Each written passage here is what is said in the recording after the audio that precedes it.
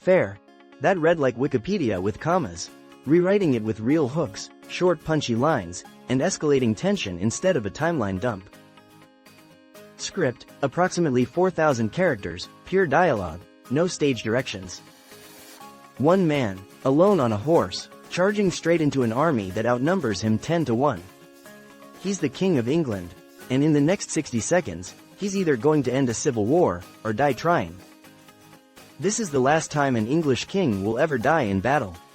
And it happens because of one impossible decision.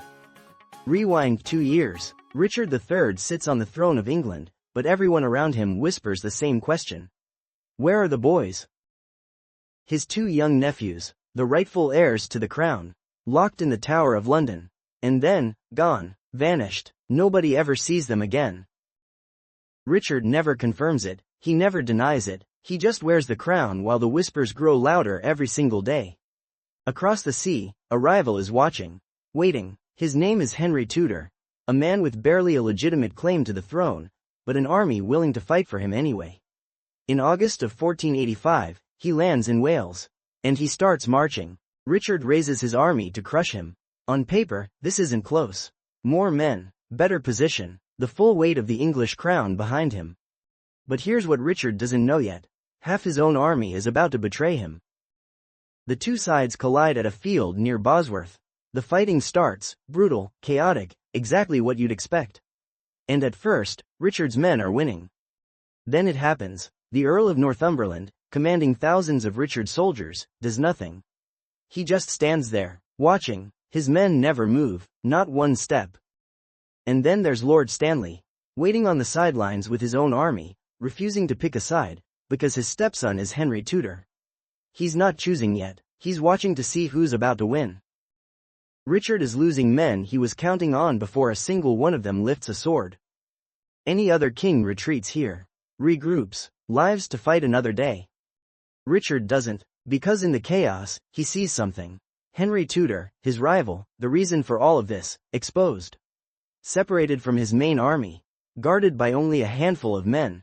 One chance, one moment, if Richard can reach him, if he can kill Henry Tudor right here, right now, the entire war ends in the next 30 seconds.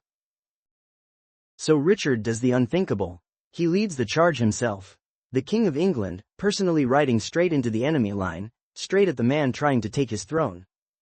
His horse tears through Henry's guard. He kills Henry's standard-bearer with his own hands.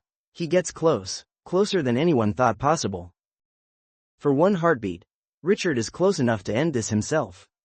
Then Lord Stanley makes his choice. He commits his army, not for Richard, against him. The betrayal he never saw coming lands at the exact second he needed his own side the most.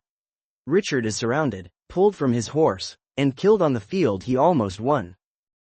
He is the last king of England to die in battle. His body is stripped and paraded through the streets of Leicester, proof, to everyone watching, that it's finally over. Henry Tudor is crowned that same day, on that same field.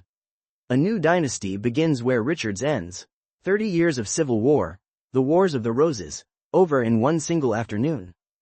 And Richard? His body disappears, buried in an unmarked grave, forgotten for over 500 years, until 2012, when archaeologists find him again.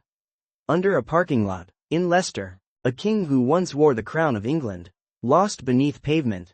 He had one chance to end the war himself. He took it, and it cost him everything.